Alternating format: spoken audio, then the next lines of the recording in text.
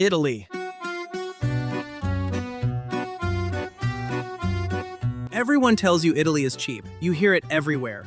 €1 espresso, €5 pizza, walkable cities, trains that connect everything. And technically all of that is true. But what nobody tells you is how fast the costs stack up once you actually start moving through the country, paying for a roof, paying for transport, paying for entry, and paying for food that isn't just standing at a bar with a coffee. I spent just under $1,000 in Italy on a short solo trip through Rome, Florence, and Venice, and this video is a full breakdown of where that money actually went, what was worth it, what wasn't, and where Italy quietly charges you for every bad decision you didn't realize you were making. To be clear about the context, this was not a luxury trip, and it was not an extreme backpacker experiment either. I didn't stay in dorms, I didn't couch surf, and I didn't eat every meal from supermarkets. At the same time, I wasn't staying in historic center hotels or booking guided tours everywhere. This was a realistic, budget-conscious trip that most normal travelers would recognize as doing it reasonably. The trip lasted just under a week, moving from Rome to Florence and then Venice, and the $1,000 total does not include flights. All prices are current as of early 2026, converted at roughly €1 to 1.05 US dollars. The biggest expense by far was accommodation. Over 6 nights, accommodation alone came out to roughly $420, or about €400. That averages to around 60 to 70 euros per night, which in Italy gets you a basic private room or budget hotel. In Rome, this meant staying near Termini or slightly beyond, where rooms hover around 60 euros if booked early. In Florence, prices were higher, closer to 70 euros for small guest houses, often with tight rooms and no extras. Venice was the most expensive by far, and the only way to keep costs down was staying on the mainland in Mestre, where similar rooms cost 60 to 70 euros instead of 90 to 120 euros on the island itself. If you insist on staying in central Venice, this budget breaks immediately. What you quickly realize is that Italy does not offer many comfortable private rooms below this price point anymore. You either go hostel dorms, or you accept that 60 euros is the floor. And while that doesn't sound expensive in isolation, when you multiply it by 6 or 7 nights, nearly half your entire budget disappears before you've eaten a single meal or seen a single attraction. Food is where Italy's reputation starts to become misleading. Yes, you can eat cheaply, but only if you eat like Italians do. Over the trip, food and drinks came out to around $270, or roughly 257 euros, which averages to about 38 to 40 euros per day. That number only works if you skip restaurant breakfasts, rely heavily on bakeries and street food for lunch, and limit sit-down dinners to once per day, sometimes skipping them entirely. Breakfast in Italy can genuinely be cheap. Standing at a bar, an espresso costs about €1, a cappuccino around 120, and a pastry 1 to 2 euros. You can easily eat breakfast for 3 euros if you don't sit down. The moment you sit at a table, prices double or triple. Lunch is where you save money if you're smart. 2 slices of pizza al taglio cost around 5 euros. A panino or street food plate costs 6 to 10 euros. This is how locals eat, quickly and without ceremony.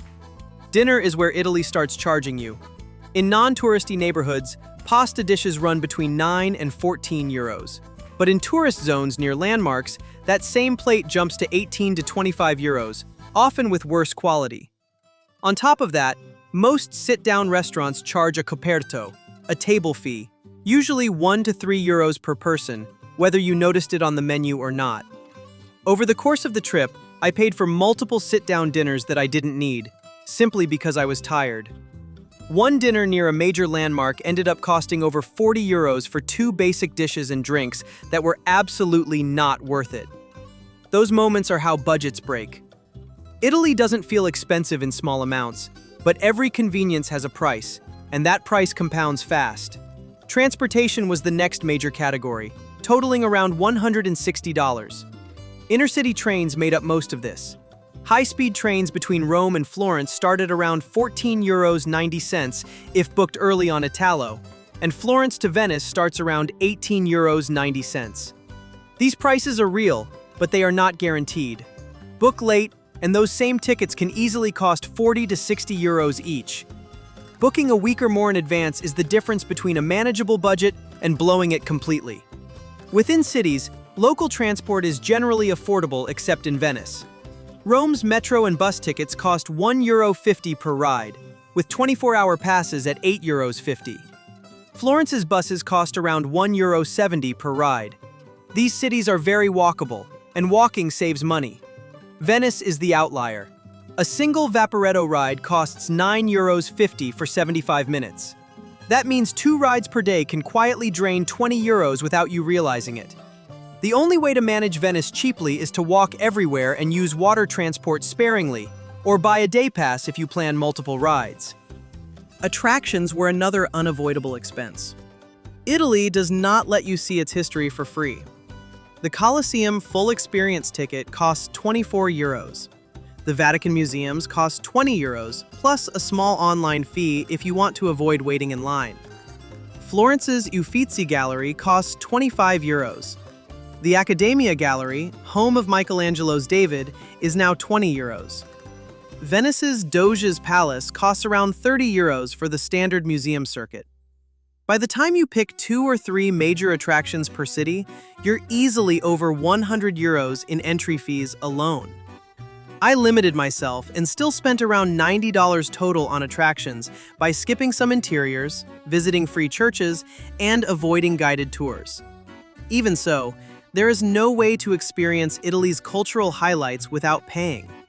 Free Sundays exist, but they come with massive crowds and long waits. City passes can save money, but only if your schedule aligns perfectly. Otherwise, you pay as you go. Finally, there were the mistakes. About $50 disappeared into things that were completely avoidable. An overpriced restaurant chosen out of convenience. A taxi ride that should have been a metro trip. Last-minute booking fees that added €5 here and there. Souvenirs that seemed cheap individually but added up. Italy is very good at extracting money in small, quiet increments. You rarely feel ripped off in the moment, but at the end of the trip, you see the damage. When you add everything together, the math becomes clear. Around $420 on accommodation, $270 on food, $160 on transport, $90 on attractions, $50 on mistakes and extras. That brings the total to just under $1,000, and that's with planning, restraint, and awareness. If I had stayed in central hotels, eaten out every meal, booked trains last minute, or taken taxis freely, this same trip would have cost $1,500 to $2,000 without much effort. So what does $1,000 actually buy you in Italy? It buys you a modest but comfortable trip. A private room, not a great one. Good food, not constant restaurant dining. Major landmarks, but not all of them. A lot of walking, a lot of planning, and very little margin for spontaneity. Italy is not cheap, but it is predictable. If you understand where the money leaks, you can control it. If you don't, Italy will happily take more. The biggest takeaway is this: Italy punishes bad planning more than bad budgeting. If you plan transport early, eat like locals, stay just outside city centers, and choose attractions carefully, $1,000 can work. If you don't, it won't.